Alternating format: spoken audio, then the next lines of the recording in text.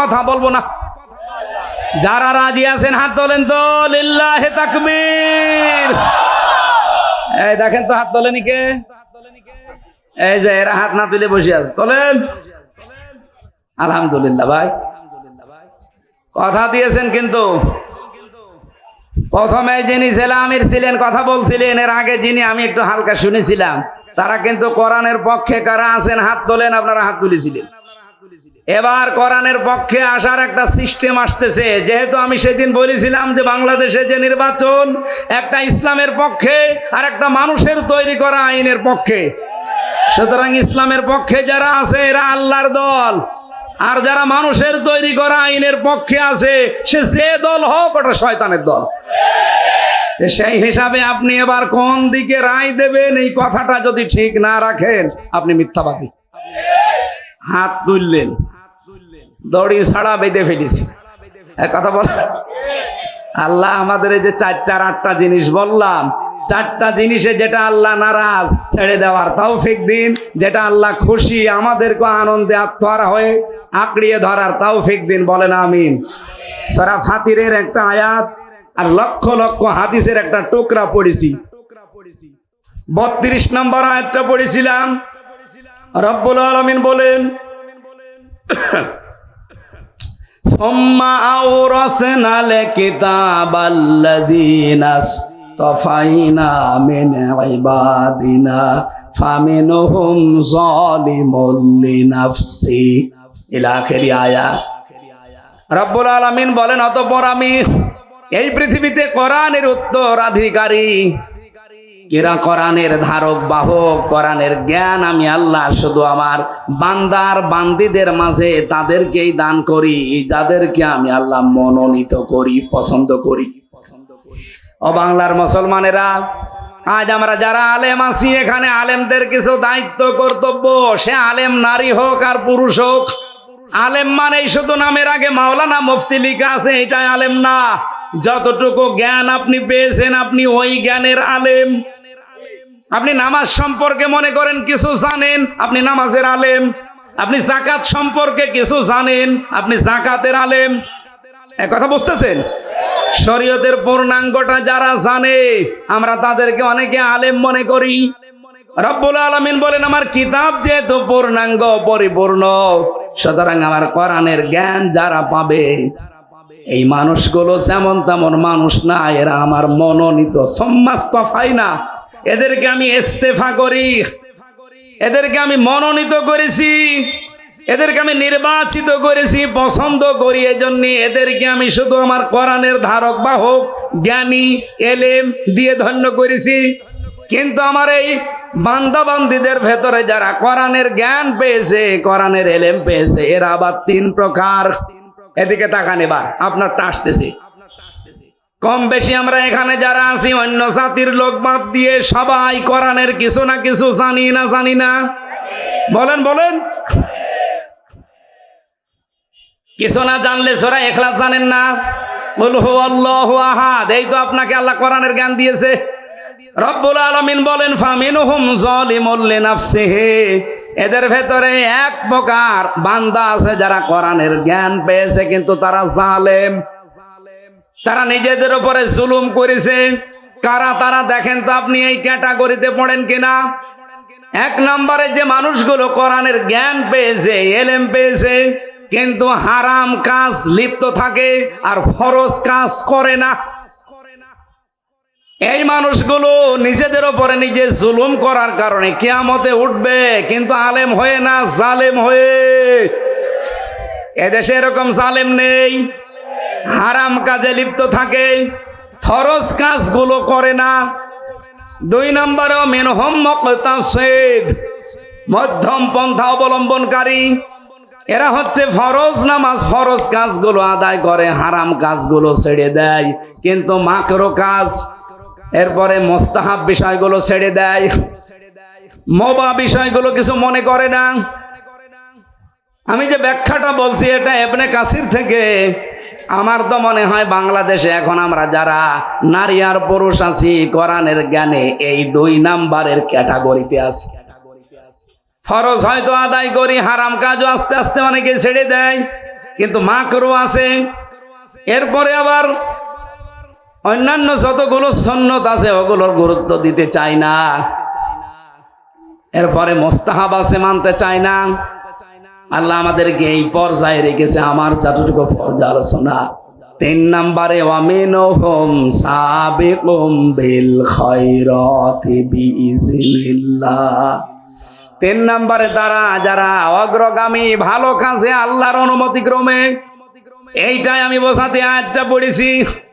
রবিউল আউয়াল মাস, বিশ্ব নবী এসেছিলেন এই মাসে যতগুলো মিশন নিয়ে, তার 1 নম্বরে মিশন ছিল আল্লাহর এই জমিনে আল্লাহর বিধান কায়েম করা। আমি কি এটা বানালাম? বলেন বলেন। আপনি পড়া কোরআনটা সামারাইজ করে দেখবেন, সব কথার এক কথা এই কথা যে হে নবী আপনাকে আমি পাঠাইছি আল্লাযী আরসালা রাসূলাহু বিল হুদা ওয়া দীনিল হাক্কি লিইয়ুযহিরাহু আলাদ দীনি কুল্লিহি ওয়ালাউ কারিহাল মুশরিকুন। আমি সেই আল্লাহ, আপনাকে আমি পাঠালাম আমার সত্য দিন ইসলাম দিয়ে, কোরআন দিয়ে। আমি চাই পৃথিবীতে যত জীবন বিধান আছে সব পেছনে ফেলে দেবেন, আমার কোরআনকে আপনি দুনিয়ায় জারি করবেন, কায়েম করবেন, বিজয় করবেন। যদিও এতে মুশরিকদের মন খারাপ হবে। সুতরাং রবিউল আউয়াল মাস এসেছে আমাদের এই শিক্ষা দিতে। আমরা এই দেশে এখন আল্লাহর বিধান কায়েম করতে চাই, যদিও যারা শিরিক করে তাদের কাছে এটা ভালো লাগবে না। কথা বলেন না কেন? আলেমদের ভেতরে 3 নাম্বার যেটার পর্যায়, এটা অনেকে আমরা এখনো যেতে পারিনি। আল্লাহ যাদেরকে নির্বাচিত করেছেন, মনোনীত করেছেন, ভালোবেসেছেন, পছন্দ করেছেন, তাদেরকে এই কাজটা আল্লাহ অ্যাক্টিভ ভাবে করার সুযোগ দেয়। যেমন আল্লামা সাঈদীকে আল্লাহ দিয়েছিলেন। উনি যদি পীর হতেন, সারা জীবন পীর সাহেবগিরি করতেন, কত কিছুর মালিক হয়ে যেতেন আপনি বলেন। তার মতো বড় পীর বাংলাদেশে আর কাউকে পেতেন আপনি? এত মরিদও তার কেউ থাকতো না, এত মরিদ হয়তো তার। কিন্তু জীবনে তিনি এই 3 নাম্বারটা বেছে নিয়েছেন। আমিনহুম সাবিকুম বিল খায়রাত। এই খয়রাতের ব্যাখ্যায় আমি প্রায় 25টা বিষয় পেয়েছি। একটা একটা করে সিরিয়াল করে আমি দেখেছি। সর্বপ্রথম খয়রাত, ভালো কাজ আল্লাহর দৃষ্টিতে এই জমিনে দিন কায়েম করা। কুষ্টিয়াবাসী বড় ভালোবাসি আপনাদের। আমি চাই নারী পুরুষ যারা এসেছেন এটা একবারে বুঝে ফেলেন।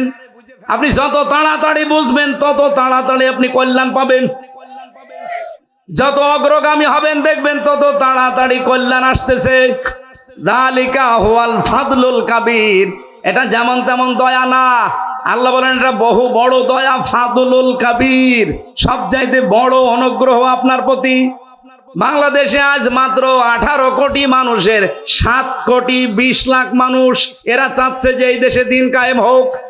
এই আয়াত অনুযায়ী এরাই আমিনহুম সাবিকুম বিল খায়রাত, এরা ভালো কাজে অগ্রগামী। এই মাত্র 7 কোটি 20 লাখ। বাকি যারা বাইরে আছেন আহ্বান জানাবো, ফিরে আসেন। আল্লাহর দিন কায়েমের জন্য পতাকা তলে যারা শামিল করতে চায় শামিল হয়ে যান। ইবনে মাসউদের হাদিস পড়েছিলাম না, ফাত্তাবিউস সিওয়াদাল আযম। তোমাদের জীবিত অবস্থায় যখন তোমরা দেখবে যেই দলের দ্বারা ইসলাম কায়েম করা অতি তাড়াতাড়ি সম্ভব, তোমরা ওই দলকে সাপোর্ট করবা, অনুসরণ করবা, পেছনে থাকবা। আর আমি যেটা জানি এখন বাংলাদেশে দিন কায়েম করার জন্য সবচাইতে বেশি অগ্রণী ভূমিকায় আছে বাংলাদেশ জামাত ইসলামী।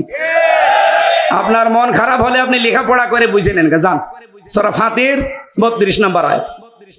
এটা যদি করতে পারেন এর পরবর্তীতে আল্লাহ সুসংবাদ দিয়েছেন জান্নাত। জান্নাতুন না, জান্নাত বহুবচন দিয়েছেন। এরপরের শব্দটা আদন, স্থায়ী। আমরা এখানে যারা আরবি গ্রামার বুঝি জিজ্ঞাসা করে দেখেন তো, আরবিতে 1 বচন আছে, দ্বিবচন আছে, বহুবচন আছে। কিন্তু অন্যান্য ভাষায় আপনি এটা পাবেন না, 1 বচন বহুবচন। তার মানে 2 হলেও কিন্তু বহুবচন হয় না, কমপক্ষে 3 হওয়া লাগে। আল্লাহ যে জান্নাতুন না দিয়ে জান্নাত বহুবচন দিয়েছেন, তাফসিরে মুফাসসিরে লিখেছেন কোন মানুষকে যদি আল্লাহ এই পৃথিবীর ময়দানে দিন কায়েমে শরীক থাকার কারণে তাকে যদি জান্নাত দান করেন, একটা না কমপক্ষে 3টা জান্নাত দান করবেন। আর এক একটা জান্নাত হবে এই ভেড়া মারার মতো। বলেন, তামাম পৃথিবীর সমান এক একটা জান্নাত হবে।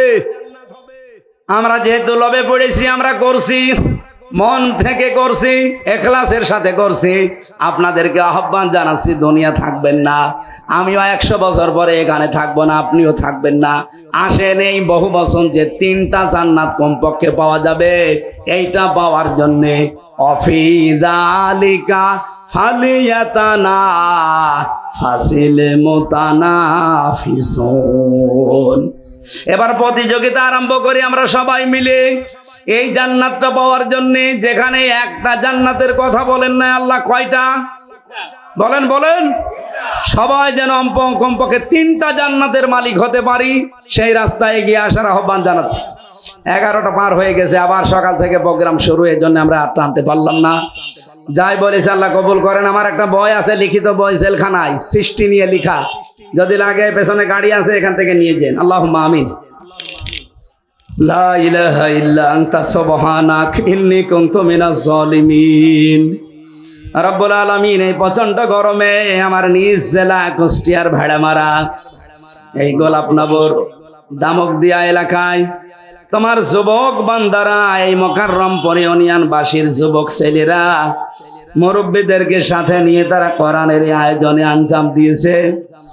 আল্লাহ, একটা ছেলেকেও তুমি ফেলে দিও না, এদেরকে তুমি কবুল করে নাও। সওয়াব যদি দিয়েই থাকো, কোটি কোটি গুণে বাড়িয়ে দাও।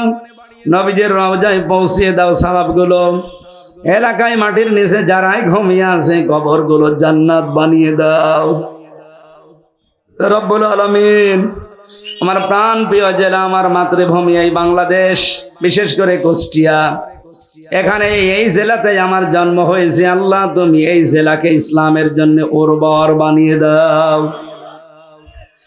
সম্মানিতা মা বোনদেরকে তুমি কবুল করো। বহু মহিলা এসে বসে আছে যারা অসুস্থ, আল্লাহ শেফায়ে কামেলা আজেলা দাও। যাদের পরিবারের শান্তি নিয়ে আল্লাহ কোরআনের ইজ্জতে শান্তি দান করো। ছেলে মেয়ে যাদের আছে লেখাপড়া করছে, এদের মেধা স্মৃতি খুলে দাও। আল্লাহ, আমরা বহু আলেম শুনলাম যে অসুস্থ আছে, দোয়া চেয়েছে। মাওলানা মাহফুজুর রহমান, যত মানুষ অসুস্থ আছে আমাদেরকে শেফায়ে কামেলা আজেলা তৈরি করে দাও। এই মাহফিলের জন্য যে যেইভাবে হেঁটে এসেছে, গাড়িতে এসেছে, কষ্ট করেছে, টাকা দিয়েছে, শ্রম দিয়েছে, আল্লাহ তুমি ইসলামের জন্য তাকে অগ্রগামী বানিয়ে দাও। আলেমদের যে বৈশিষ্ট্যগুলো বললেন, আল্লাহ আমাদেরকে মিনহুম সাবিকুম বিল খায়রাত হওয়ার তৌফিক দাও।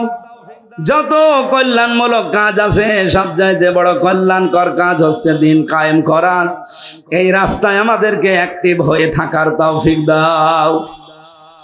আগামীতে তুমি ইসলামকে বাংলাদেশে আলেমদের হাতে আল্লাহ তুমি ক্ষমতাকে তুলে দিও।